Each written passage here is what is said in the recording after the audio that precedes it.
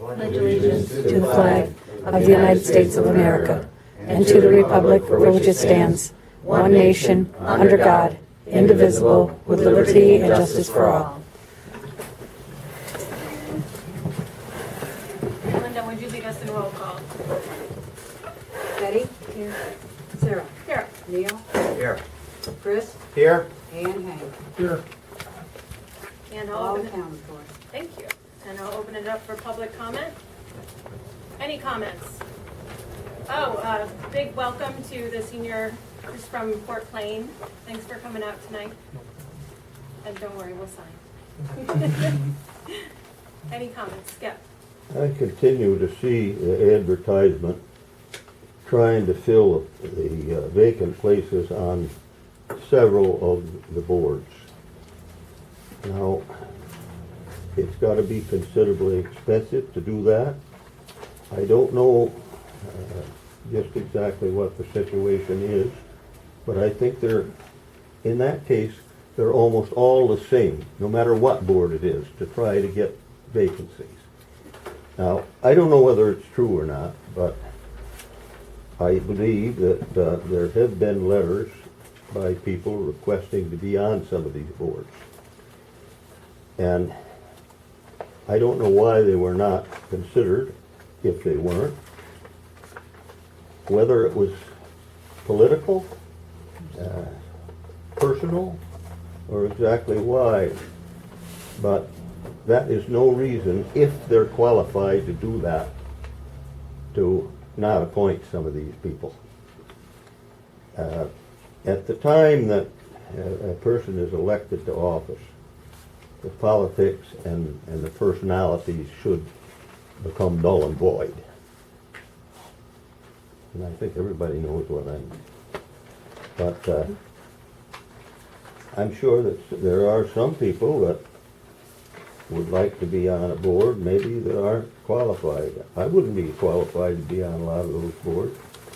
But I just say that if some of those people that are qualified request to be on a board, I think they ought to be considered.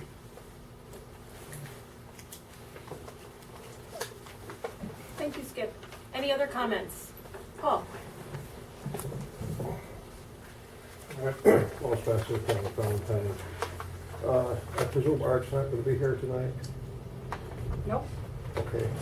I wanted to thank him, very professional with his report for the night. You can read it, and it's something I appreciate very much. It's a step forward.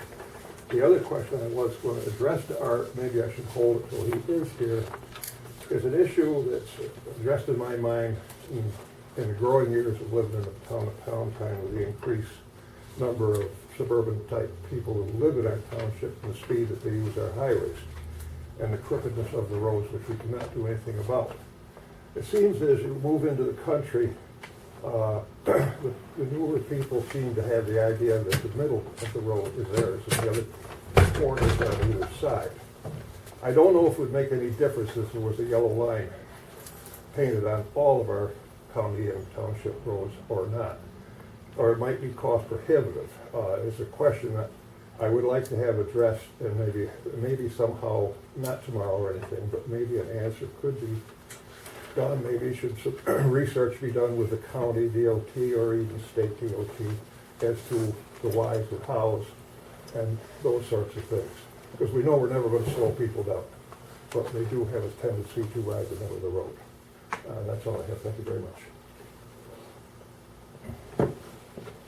Thank you. Any other comments? Okay, then we need the motion to close. I'll make a motion to close this section of public comment. All in favor? Aye. Aye. Any opposed? Any abstentions? Great. Okay, so we have in front of us a written report submitted by Art.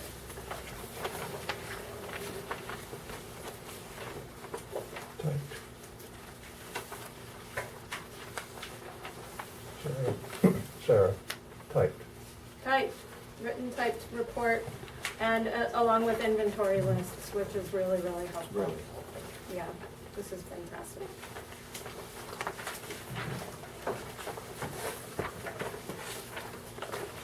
Any discussion on Art's report?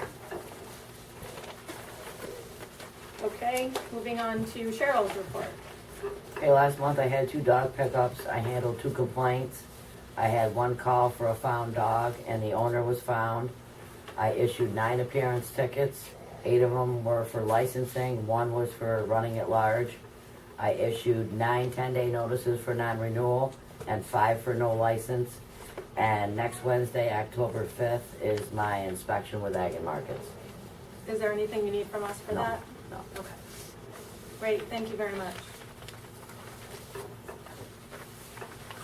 And Leanne called and said she would be in Boston today. She has a child who's been dealing with health issues. Is there a written No, report? she didn't submit one. Okay, so there's no written report. No, I thought she said she was gonna get one, but I didn't have Okay. one in the mail, so. I'll follow up with her. And similarly, Cliff was not able to do a report. He had to leave. No, he Yeah. has a report. Oh, you He have does one? a report, yeah, Oh. behind his letter, there's a report. Yes, Oh, behind the great. letter. Oh, I didn't see it. Great, great. Okay. Cliff had a death in the family and wasn't able to make it, but here we have the report.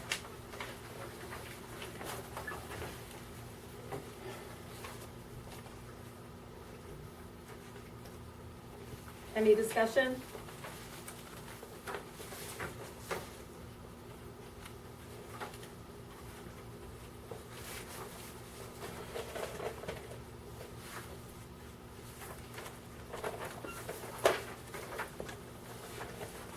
Okay, Linda's report.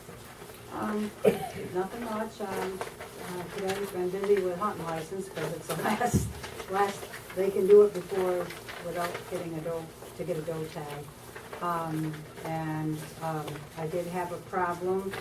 Leanne did help me. We did get the minutes on the website after an hour and a half, but Sarah came in tonight, and I'm hoping that she walked me through the whole thing, so I'm hoping I can do it by myself. I'm gonna try by putting all of this year's minutes on, you know, when I get time to get used to it, and I'm hoping I can have it happen.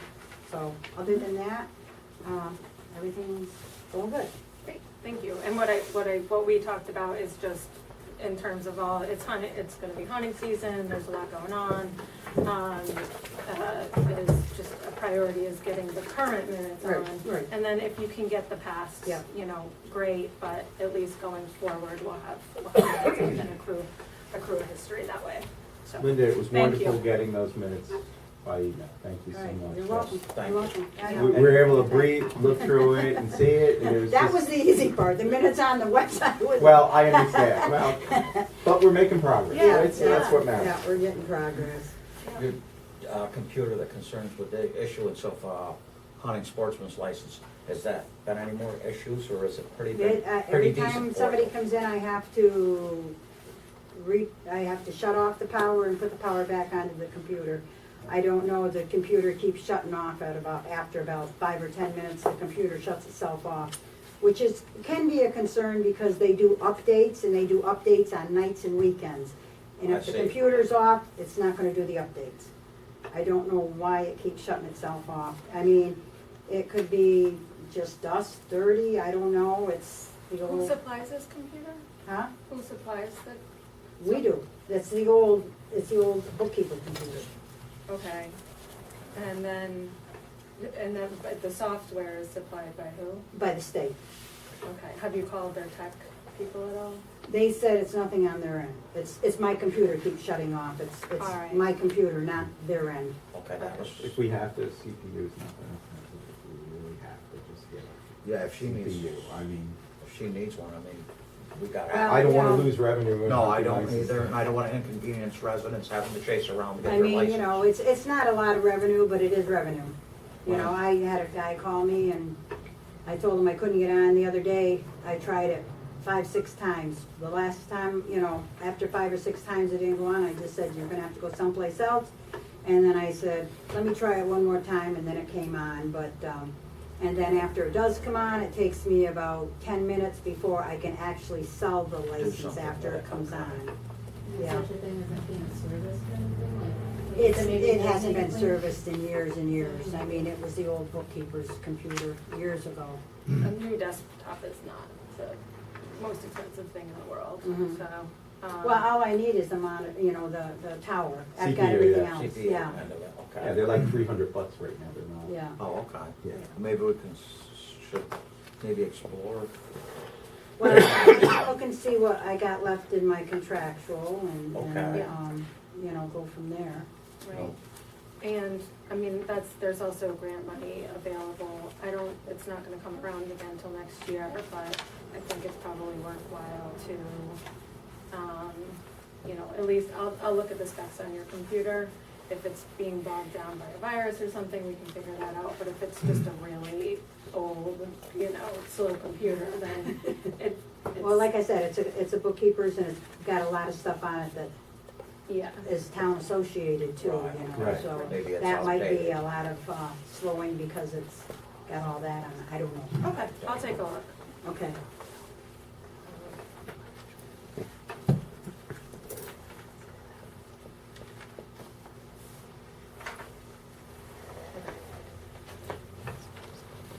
Thank you for taking on the challenge of the website. I know it's a learning curve, but I think it's something that people really appreciate. Very good, learning process for me.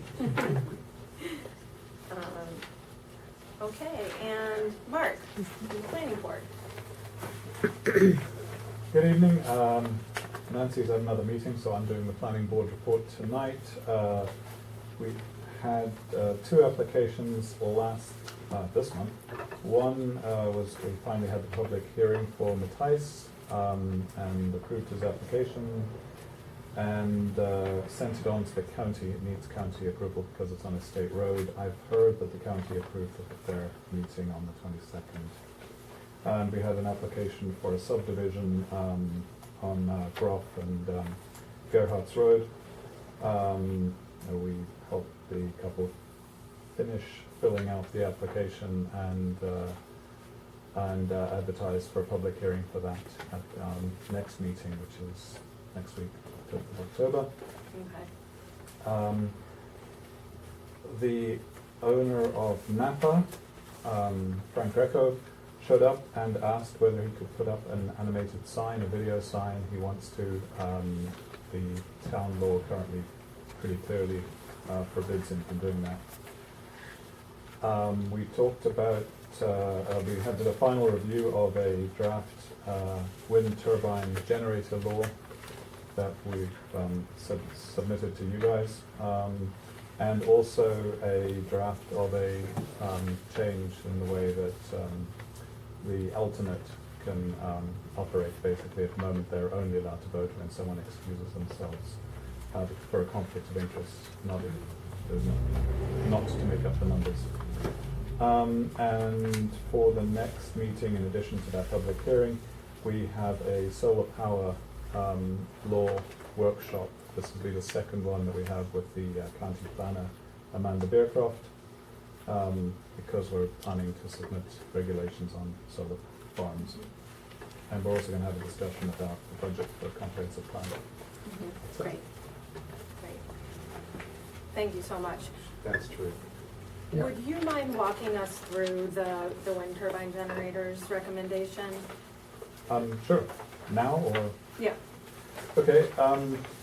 There is an existing law on the books, essentially prohibiting wind farms that came about 10 years ago. And the intention is really clear. It is to make it very, very, very difficult, if not impossible, to set up a wind farm. And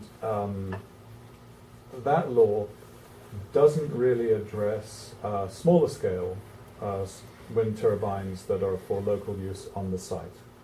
And so what our objective was to keep the law essentially prohibiting commercial wind farms as it is, and to add into that additional regulations for a smaller scale wind turbine that's only used to supply power to the site where it is, so it's not for sale.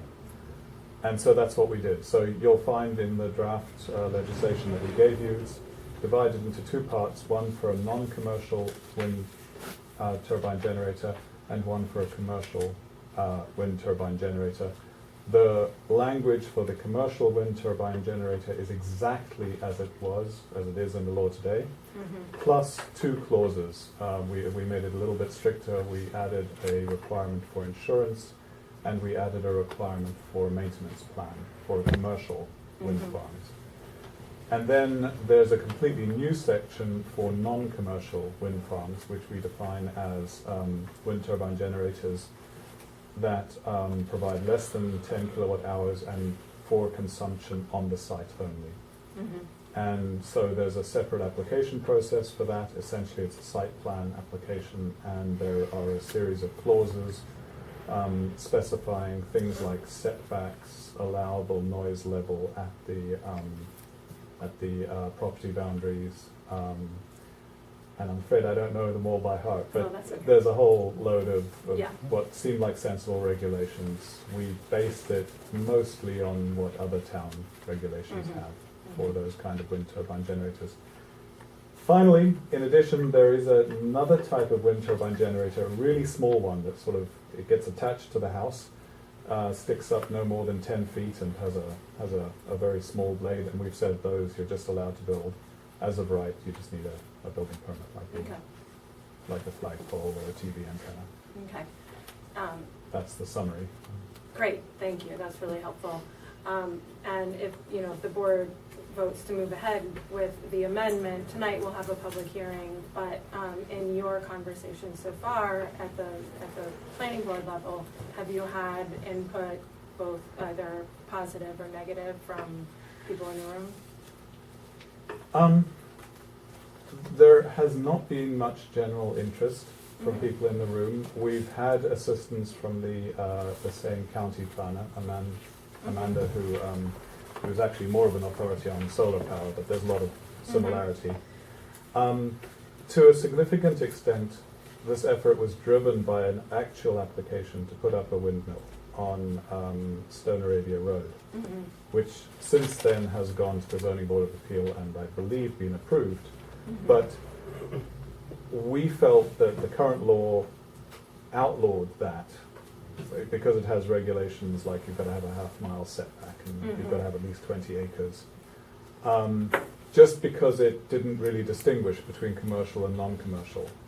And so the whole purpose of this is so that future applications like that can be accommodated without having to go to the Zoning Board of Appeal. So there's been a lot of interest on the behalf of that one applicant.